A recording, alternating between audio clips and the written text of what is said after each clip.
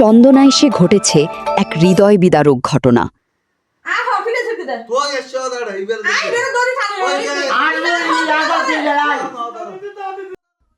যেখানে একটি পরিবারের ভেতরেই সৃষ্টি হয়েছে ভয়ঙ্কর সহিংসতা।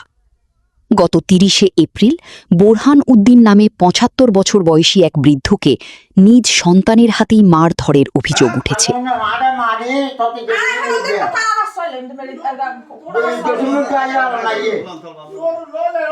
যে সন্তানের কাছে একজন বাবা খুঁজে পান নিরাপত্তা, সেই সন্তানের হাতেই আজ তিনি নির্যাতনের শিকার।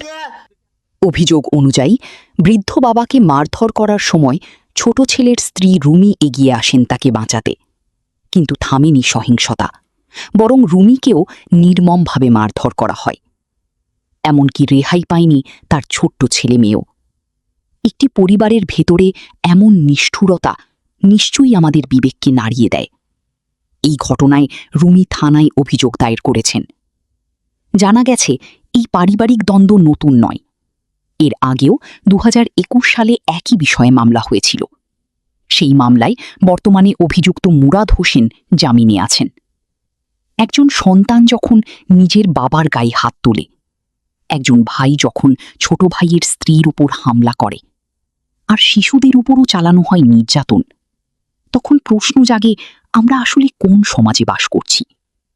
বৃদ্ধদের উপর সহিংসতা, নারীর প্রতি নির্যাতন আর নিষ্পাপ শিশুদের উপর আঘাত কখনোই একটি সভ্য সমাজের চিত্র হতে পারে না। এই ঘটনার সুষ্ঠু তদন্ত ও দৃষ্টান্তমূলক বিচার এখন সময়ের দাবি।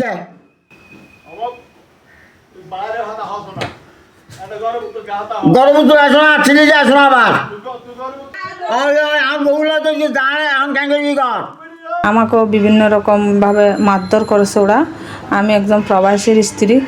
আমার মেয়েরও শারীরিকভাবে নির্যাতন করার চেষ্টা করছে এবং করার চেষ্টাও করতেছে, হুমকিও দিচ্ছে। আমার ছেলেরও মারছে, আমার শ্বশুরকেও বেশি মারছে, মুরাদ উদ্দিন আর জসিম উদ্দিন।